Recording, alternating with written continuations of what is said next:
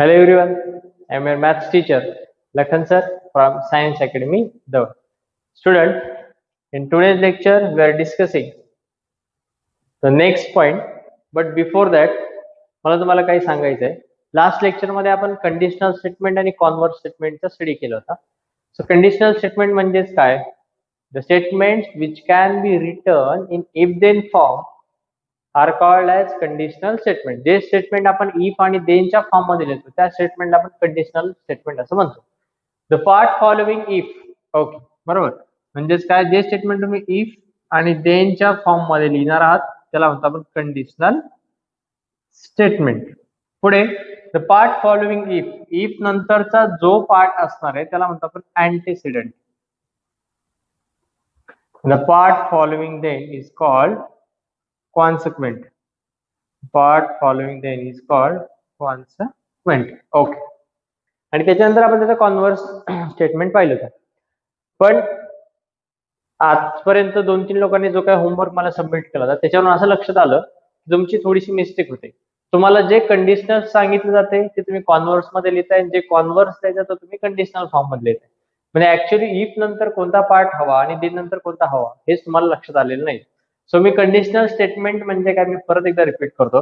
The statement which can be written in the if then form is called conditional statement. जे तुम्ही लिहिताय ते बरोबर आहे, पण आपण ऑलरेडी सांगितलेले इफ नंतरचा जो पार्ट फॉलो करतो तो काय असतो, अँटीसिडेंट असतो, आणि देन नंतरचा पार्ट जो असतो तो असतो consequent in the conditional statement. Okay. When we are proving the conditional statement, ज्यावेळेस तुम्ही कंडिशनल स्टेटमेंट प्रूव्ह करणार आहात त्या केसमध्ये इफ नंतरचा जो पार्ट असतो त्याला आपण म्हणतो गिवन पार्ट. म्हणजेच अँटीसिडेंट म्हणजेच काय, गिवन पार्ट. पण हे कोणासाठी चाललंय, हे कंडिशनल स्टेटमेंट साठी चाललंय. आणि देन नंतरचा जो पार्ट असतो त्याला आपण म्हणतो consequent. That is part to be prove. तो पार्ट आपल्याला प्रूव्ह करायचा असतो त्याला म्हणायचं कॉन्सिक्वेंट. ओके, हे कंडिशनल स्टेटमेंटचा मिनिंग आहे. म्हणजेच कंडिशनल स्टेटमेंट ज्यावेळेस तुम्ही इफ आणि देनच्या फॉर्म मध्ये लिहिताल त्यावेळेस इफ नंतरचा जो पार्ट आहे तो हवा आपल्याला गिवन पार्ट, त्यालाच आपण अँटीसिडेंट म्हणतो. आणि देन नंतरचा जो पार्ट हवा तो कॉन्सिक्वेंट, म्हणजे तो पार्ट टू बी प्रूव्ह, जो पार्ट आपल्याला प्रूव्ह करायचा आहे त्याला म्हणायचं कॉन्सिक्वेंट. ओके.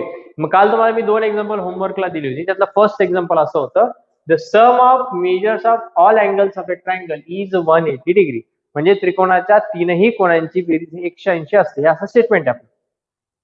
मग मी तुम्हाला सांगितलं होतं ज्यावेळेस स्टेटमेंटला तुम्हाला कंडिशनल फॉर्म मध्ये लिहायचे त्यावेळेस आपण इफ देन फॉर्म मध्ये लिहायचंय. मग इफ नंतरचा कोणता पार्ट लिहायचा आणि देन नंतर कोणता लिहायचा. मग हे स्टेटमेंट कुणासाठी आपल्याला दिले, तर इथे आपल्याला ही जी काय प्रॉपर्टी हे कुणाच्या रिलेटेड आहे, तर ट्रायंगलच्या रिलेटेड. म्हणजे गिवन पार्ट काय, तर ट्रायंगल. ओके. म्हणजे इफ नंतर जे आपण लिहिणार आहे ते आपण असं लिहिणार आहे, if figure is a triangle.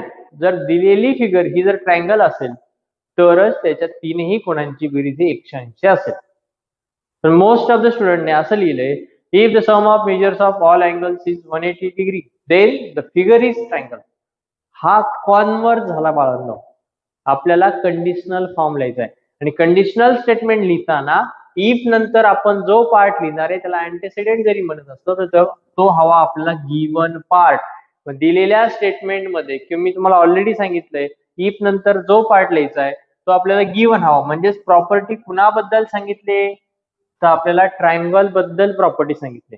आणि ट्रायंगल ही एक फिगर आहे, म्हणून तो कंडिशनल फॉर्म लिहिताना मी असं लिहिणार, कंडिशनल स्टेटमेंट. मी काय लिहिणार, इफ. ओके. आता इफ त्याच्यानंतर फिगर इज ए ट्रायंगल, हा झाला आपला गिवन पार्ट. कारण आपण दिलेली प्रॉपर्टी ही कुणासाठी सांगितली होती, तर ट्रायंगल साठी सांगितली होती. म्हणून if figure is a triangle, हा झाला इफ नंतरचा part. Then sum of measures of all angles, sum of measures of all angles, sum of measures of all angles is 180 degree. हा इफ आणि हा देन. इफ नंतरचा part figure is a triangle, हा झाला आपला antecedent. Figure is a triangle हा झाला antecedent, म्हणजे हा झाला given part. And the sum of measures of all angles is 180 degree. हा पार्ट टू बी प्रूव्ह, हे आपल्याला प्रूव्ह करायचंय. त्याला म्हणतो आपण कॉन्सिक्वेंट. म्हणून एक कंडिशनल स्टेटमेंट म्हणजेच काय, इफ देन फॉर्म मध्ये. पण इफ नंतरचा जो पार्ट लिहायचा आहे तो आपल्याला काय लिहायचा आहे, दिलेली प्रॉपर्टी म्हणजे दिलेलं स्टेटमेंट हे कुणाबद्दल सांगितलेलं आहे. प्रॉपर्टी कुणासाठी सांगितलेली आहे, इथे आपल्याला ट्रायंगल साठी सांगितले. Therefore figure is a triangle. किंवा अँटेसिडेंट म्हणजे गिवन पार्ट असतो. दिलेल्या स्टेटमेंट मध्ये गिवन पार्ट काय, तर triangle. Figure is a triangle. If figure is a triangle then the sum of measures of all angles is triangle. म्हणजे हा पार्ट आपला गिवन आहे, फिगर इज अ ट्रायंगल. आणि जर फिगर ट्रायंगल असेल तरच त्याच्या तीनही अँगलची सम ही 180 डिग्री असेल.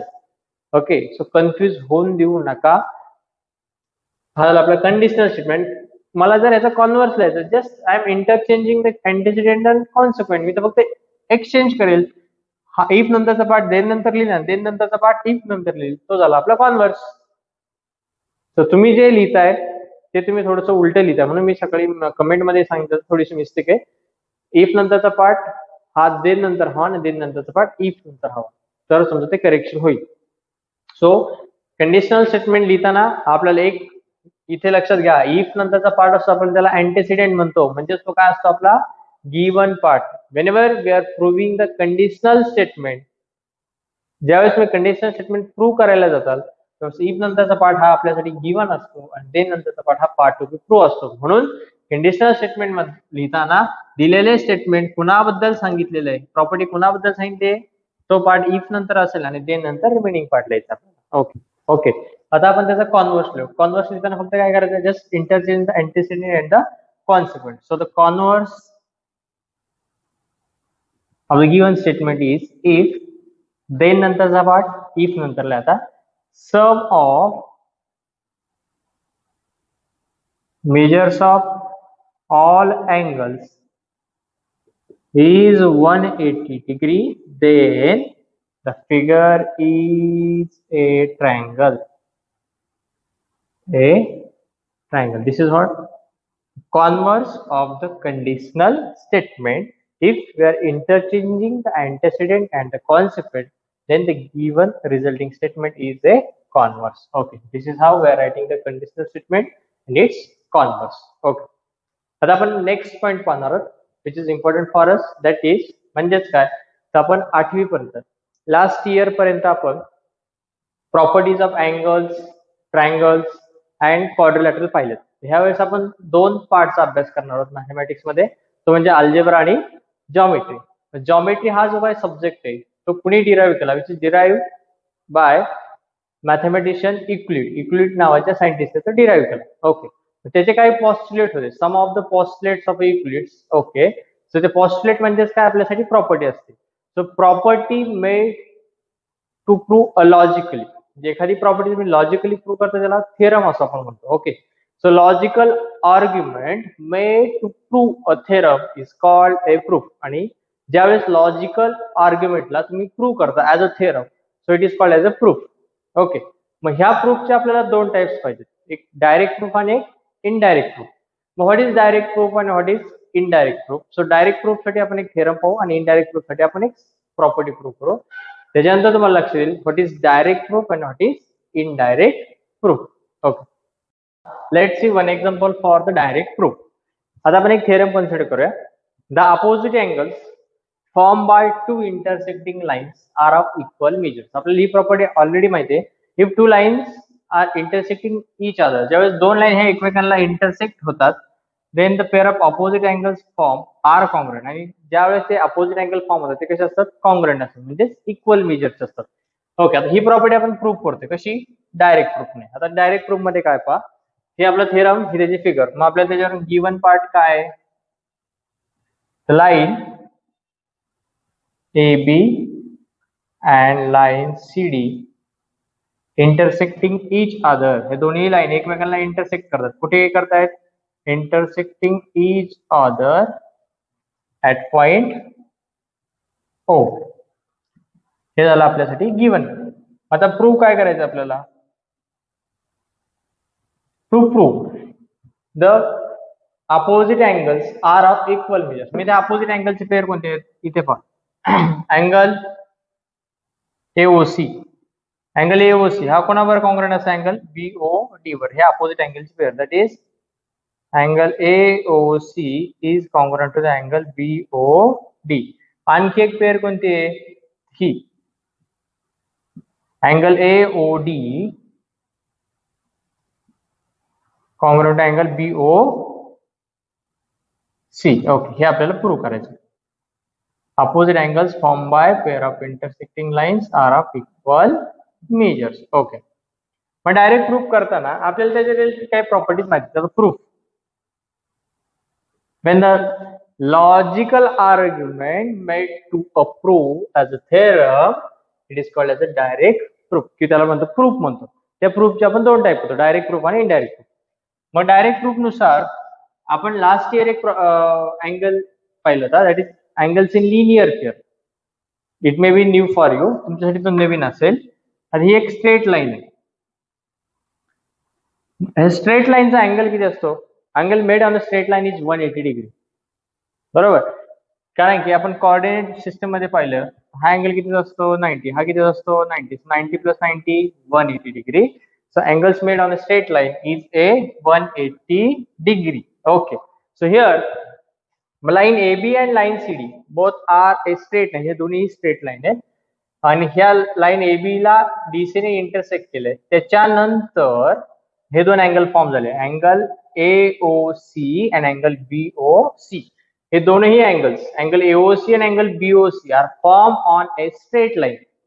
Therefore it is called as angles in linear pair. म्हणून त्या अँगलला आपण अँगल्स इन लिनियर पेअर म्हणतो आणि त्यांची सम ही 180 डिग्री असते. So angle AOC plus angle BOC is equals to 180 degree. Why?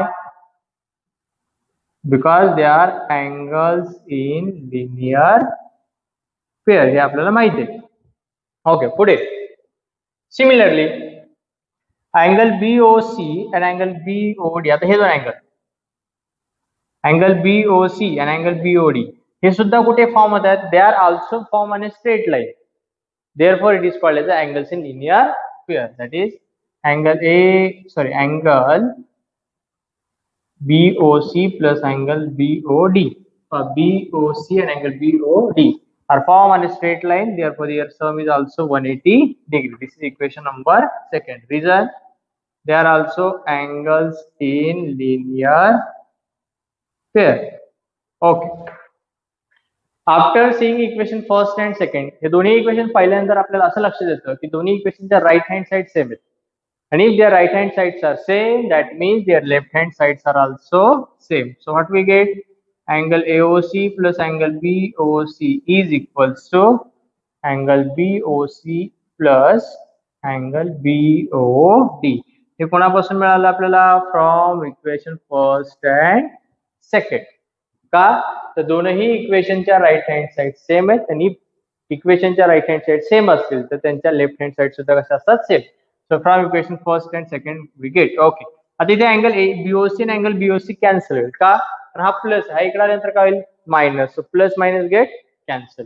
And finally we get angle AOC is equals to angle BOD. That means angle AOC equal आहे म्हणजेच काय असणार आहे? Congruent. Okay, म्हणजेच मिळालं आपलं first proof, AOC is congruent to angle BOD. That means similarly, we can prove second pair also, that is angle AOD congruent to the angle BOC. The second pair सुद्धा आपण अशाच प्रकारे prove करू शकतो. एक प्रूव्ह झाले ना, दुसरी प्रूव्ह करायची गरज नाहीये. एक पेअर कॉन्ग्रुएंट असेल तर त्याची दुसरी पेअर सुद्धा कशी असेल? कॉन्ग्रुएंटच असेल. ह्याला म्हणतो आपण डायरेक्ट प्रूफ. इथे ज्या ज्या प्रॉपर्टी आपल्याला माहिती आहेत त्या त्या प्रॉपर्टीचा यूज करून तुम्ही जे प्रूफ करता त्याला म्हणायचं डायरेक्ट प्रूफ. आता आपण इनडायरेक्ट प्रूफचं एक एक्झाम्पल पाहू, त्यानंतर तुमचं लक्षात येईल what is the difference between the direct proof and the indirect proof. Okay, हे झालं direct. Now one theorem for the indirect proof. Okay, before starting indirect proof, direct proof साठी आपण जो थेरम पाहिला होता तो फार महत्वाचा, which is important for an examination point of view. Most of the time they are asking for 2 or 3 marks. That is Opposite angles formed by intersecting two lines are of equal measures. हा theorem आपल्यासाठी खूप महत्वाचा आहे. ते आपल्याला 2 किंवा 3 मार्क्ससाठी compulsory विचारला जातो. युनिट टेस्टला विचारतात किंवा सेमिस्टरसाठी विचारतात. सो व्यवस्थित करून ठेवा. नाव इनडायरेक्ट प्रूफ. आता what is the difference between the direct and the indirect proof, right? So indirect proof means what? Indirect proof start करण्या अगोदर मी दिलेल्या स्टेटमेंटचा कंडिशनल फॉर्म लिहितो, नंतर मग तुम्हाला ते व्यवस्थित लक्षात येईल. ओके, आता मला कंडिशनल फॉर्म लिहायचा आहे. Conditional statement. तर स्टेटमेंट काय आधी व्यवस्थित असतो. अ prime number greater than 2 is odd. म्हणजेच 2 पेक्षा ग्रेटर असणारे प्राईम नंबर हे सगळेच ऑड असतात. We know that 2 is the only one even prime number. 2 हा फक्त असा एकच नंबर जो इवन प्राईम नंबर आहे, right. And all are remaining सगळे ऑड नंबर आहेत जे प्राईम नंबर आहेत. Okay, so a prime number greater than 2 is odd. म्हणजेच 2 हा प्राईम नंबर सोडला तर रिमेनिंग सगळे नंबर म्हणजे प्राईम नंबर ग्रेटर दॅन 2 हे सगळे काय असणार आहेत, ऑडच असणार आहेत. ओके, मग आता कंडिशनल स्टेटमेंट लिहायचं. कंडिशनल स्टेटमेंट दिलेली प्रॉपर्टी कुणाबद्दल सांगितली, तर प्राईम नंबर बद्दल सांगितलं. तर मग मी काय लिहिणार, इफ प्राईम नंबर आहे म्हणून मी त्यासाठी पी कन्सिडर करतो. P is a prime number. The prime number कोणता आहे, greater than 2. Then it is odd. तरच तो काय असेल, ऑड असेल. जर ग्रेटर दॅन 2 असेल तरच प्राईम नंबर हे काय असेल, म्हणजे ऑड असेल. ओके, मग हा एक कंडिशनल स्टेटमेंट आहे. मी सांगितल्याप्रमाणे part following if in conditional statement is called antecedent. Okay, आता हे कंडिशनल स्टेटमेंट आपण आता प्रूव्ह करतोय. इफ कंडिशनल स्टेटमेंट प्रूव्ह करत असेल, if conditional statement made to prove the part following if is the given part. Okay, so मग आपल्या त्या स्टेटमेंटचं गिवन पार्ट काय आहे, P is a prime number greater than 2. P is a prime number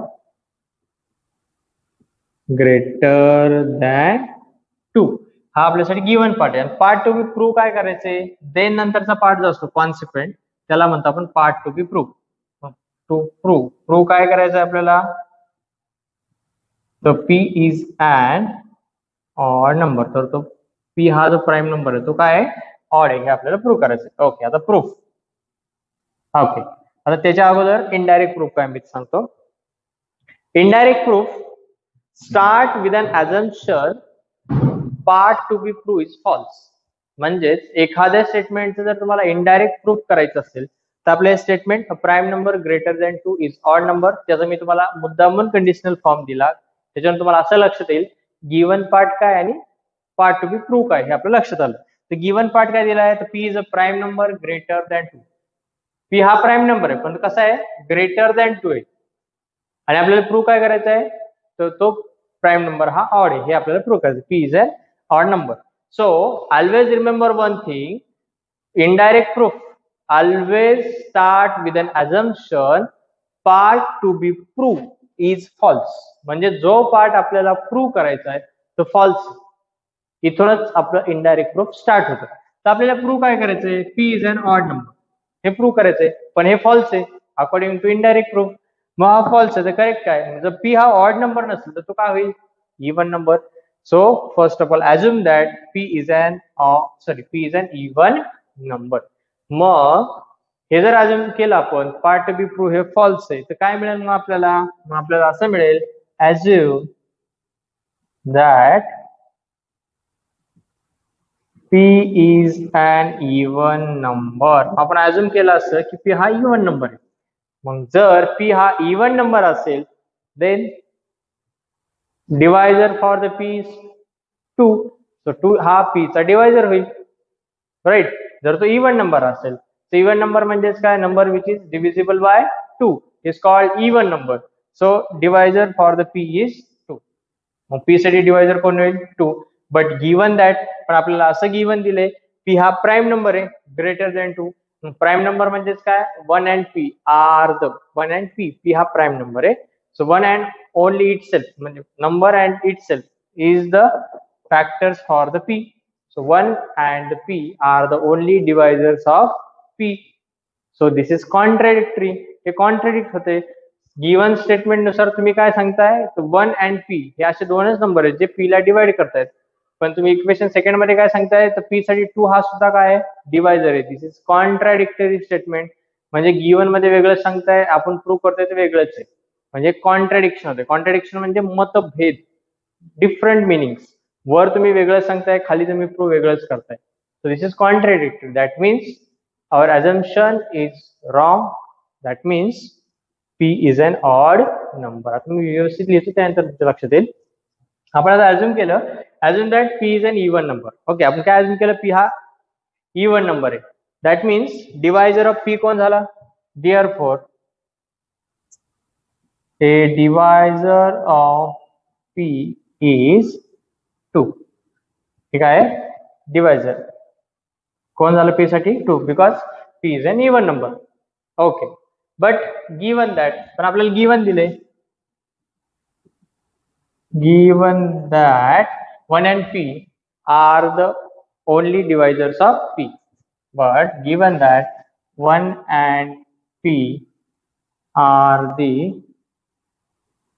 divisors of p, ते आपल्याला given दिले. So this is contradictory. Given दिले म्हणजेच काय, प्राईम नंबर म्हणजे काय माहितीये, प्राईम नंबर म्हणजेच काय, number which is divisible by 1 and itself. Okay, मी परत सांगतो, prime number means what, the number which are divisible by 1 and the itself. इथे आपला प्राईम नंबर कोणता आहे, p. मग त्याचे डिवायझर किती असतील, दोनच, 1 and p. So given that 1 and p are the divisors of p. मग इथे गिवन मध्ये त्याला वाटत असतं.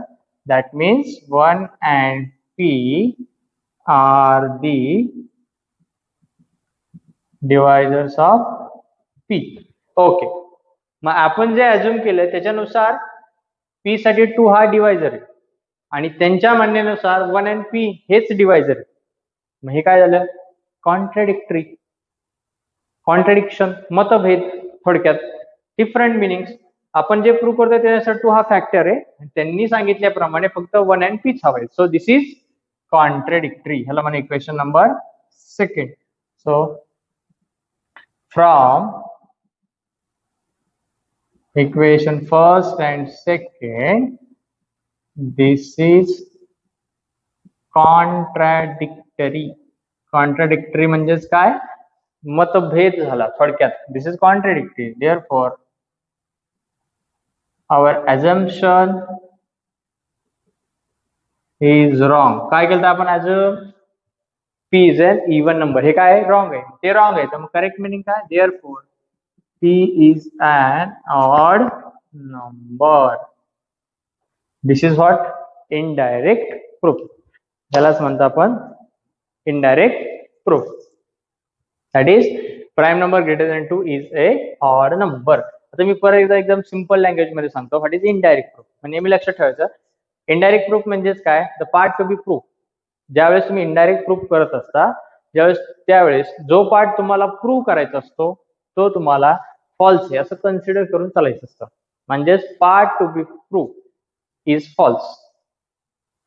In indirect proof or indirect proof start with an assumption part to be proved is false. Okay, मग इथे दिलेल्या स्टेटमेंट मध्ये आपल्याला प्रूव्ह काय करायचं होतं, p is an odd number. हा जर फॉल्स आहे तर करेक्ट काय आहे, so assume that p is an even number. म्हणून तो फॉल्स आहे, म्हणून आपण काय कन्सिडर केलं, तर p हा एक इवन नंबर आहे. p जर इवन नंबर असेल तर त्याचा डिवायझर कोण असेल, 2.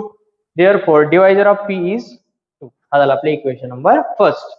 बट गिवन दॅट, मग आपल्याला गिवन काय दिलं होतं, p is a prime number greater than 2. मग कोणताही प्राईम नंबर असेल तर प्राईम नंबर म्हणजेच काय, it has 1 and p are the only divisors. Prime number साठी फक्त 1 and itself हे दोनच डिवायझर असतात. So 1 and p are the divisors of p. But given that 1 and p are the divisors of p. So from equation first and second, this is contradictory. हे दोन statement मध्ये दोन different meaning सांगितलेले आहेत. पहिल्या statement नुसार 2 हा divisor आहे, दुसऱ्या स्टेटमेंट नुसार 1 and p हे डिवायझर आहे. हे पॉसिबल आहे का, नाही. So this is contradictory. त्यालाच आपण मराठीत मतभेद म्हणतो. 2 different meanings. That means our assumption is wrong. म्हणजेच आपण जे अज्युम केलंय ते चुकीचं आहे. सो आपण काय अज्युम केलं, तर p is an even number. मग करेक्ट काय आहे, P is an odd number. This is what our indirect proof. Okay. हे आपण दोन एक्झाम्पल पाहिले, डायरेक्ट प्रूफ आणि इनडायरेक्ट प्रूफ मध्ये. डायरेक्ट प्रूफ करताना आपण डायरेक्ट प्रॉपर्टीचा यूज करतो, म्हणजे आपल्याला ज्या नोन प्रॉपर्टी आहेत त्या प्रॉपर्टीचा यूज करून आपण ज्या प्रूव्ह करतो त्याला म्हणतो डायरेक्ट प्रूफ. आणि इनडायरेक्ट प्रूफ म्हणजेच काय, तर indirect proof start with an assumption, the part to be prove is false. जो पार्ट आपल्याला प्रूव्ह करायचा आहे तो फॉल्स आहे असं अझ्युम करून आपण चालतो आणि त्याच्यानंतर आपण ते प्रूव्ह करतो. This is what the difference between direct and the indirect proof. Okay. Now आता ह्याच्यानंतर in the next lecture we are going to discuss the practice set 1.3 which is based on conditional statement and converse statement. Okay.